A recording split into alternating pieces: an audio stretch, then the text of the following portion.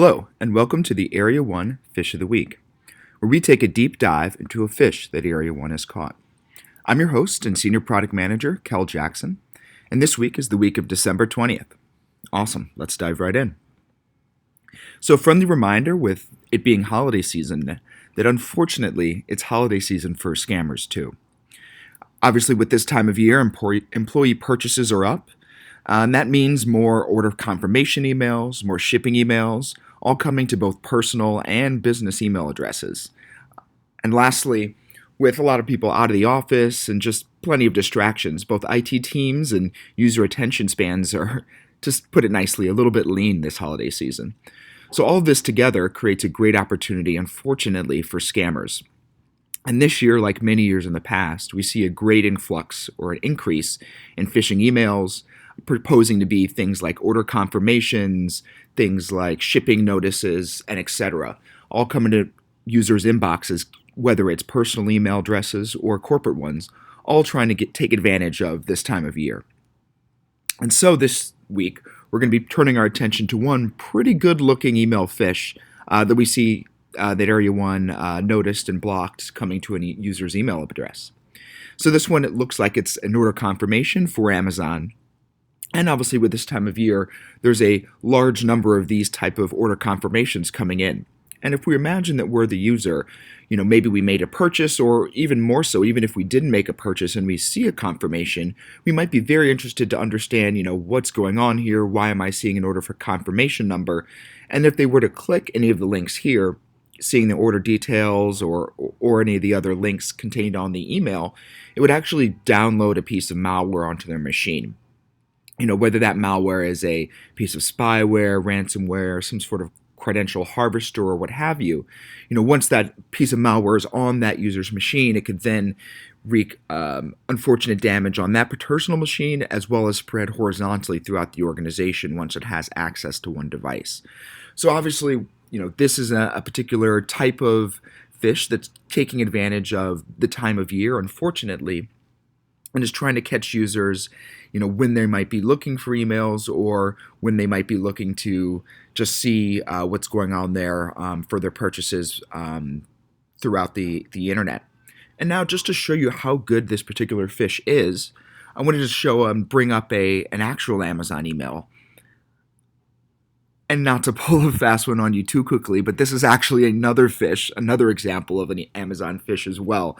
I was so impressed by how the quality of the formatting of this particular email, I actually had to look into my own email account to look at examples of emails from Amazon to remind myself that their actual confirmations don't sort of say a confirmation order number on them, but actually list the individual item that you purchased. So, one of those things you never think about until you actually look at it yourself, but just shows how good, a well-formatted email, how convincing that could be, and how likely that could be to get a user to just click on it, especially this time of year when they're probably making purchases and thinking about purchases as well. So this gives us an opportunity, to kind of take a look at the infrastructure and what the attacker is doing behind the scenes. So the actual link that the original fish linked to was a link under the domain, and I'll just read it out here because it doesn't actually spell anything, but diclassecc.com. So it's under that domain. And the reason why I bring this up is we have some examples here of some other links that were also contained within just that similar domain.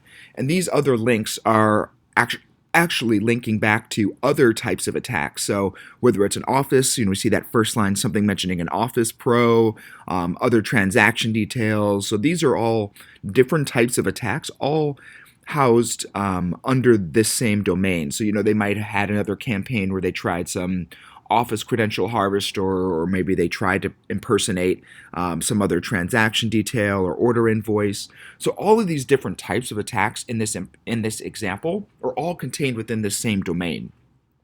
And so what's in all likelihood, it's all contained from the same sort of attacker if they own that domain and are using it.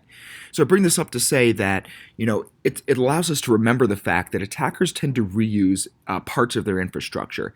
It's very, very rare that an attacker will spin up a brand new, never before seen domain or compromise a domain for the first time, and then create a brand new type of phishing content, set up a brand new type of email infrastructure to send that mail, and then send that to one and only one user out there in the world, or recipient, I should say, and then do that whole same kill chain every single time for every single email they send. That's very, very unlikely. It would be very, very time intensive and expensive for them to do. So they tend to reuse parts of their infrastructure.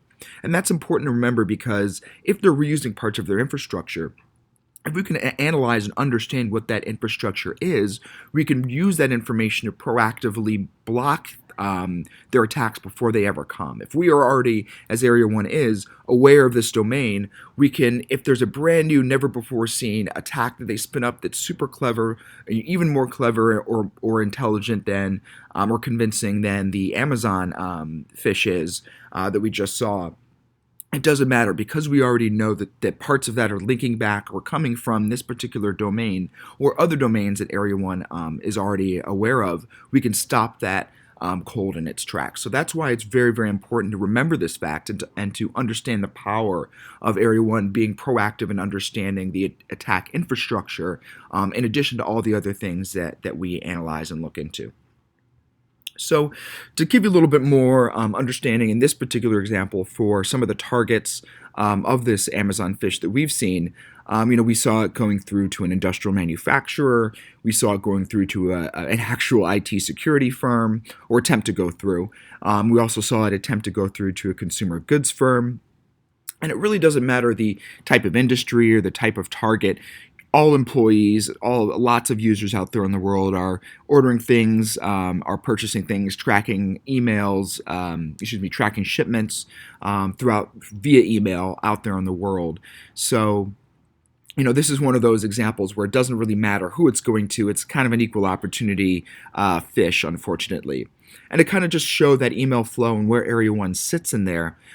Coming from the malicious sender, we see it unfortunately bypass other secure internet gateways, things like Ironport and Mimecast.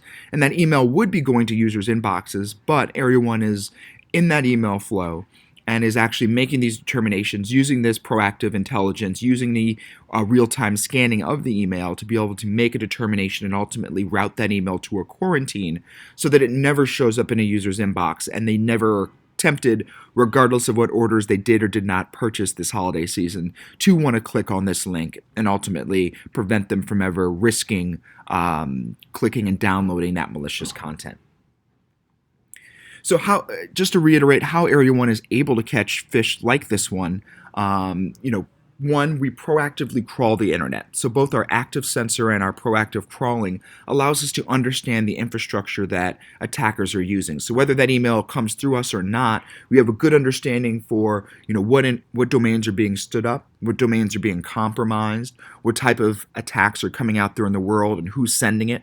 And using all that information together, we can have a good understanding for what the infrastructure is out there that malware and malicious users are putting up and compromising, so we can proactively, before any email is even sent, understand that and proactively stay ahead of the attackers. In addition to that, on the email analysis side itself, our machine learning models are actually able to identify uses of a brand. So in this particular example, if we think about Amazon, if we see things like Amazon logos, things like order confirmations, and we also see links back to, that domain that we mentioned before, that DIC, et cetera, obviously that doesn't make sense. And so there's something fishy going on there. And so by understanding uses of brand, whether it's Amazon or an Apple or a shipping company like a FedEx or what have you, understanding those brand mismatches and understanding the content of what's contained within those emails allow our models to predict and understand that something fishy is happening, someone's trying to make a deception and point a link back to somewhere it shouldn't belong out in the internet, and able to make those determinations all automatically within less than 2 seconds on average. And so by using that proactive scanning, in addition to that understanding of the attacker infrastructure, taken together, we have multi-points of analysis to be able to make these determinations and ultimately block phish from ever reaching users' inboxes. So as we take a break, this is actually going to be our last Phish of the Week for this year of 2018. But just a friendly reminder that all this intelligence is allowing Area 1 to stay ahead of attackers and continuing even as we get excited for the holidays. The Area 1 is not taking a break and is staying ahead of attackers and continuing to catch what others miss and continuing to block phish well into the new year. So like I mentioned, thank you for tuning in for our last installment this season, and stay tuned for early January as we come back. And thanks for tuning in. Appreciate it, and have a good one.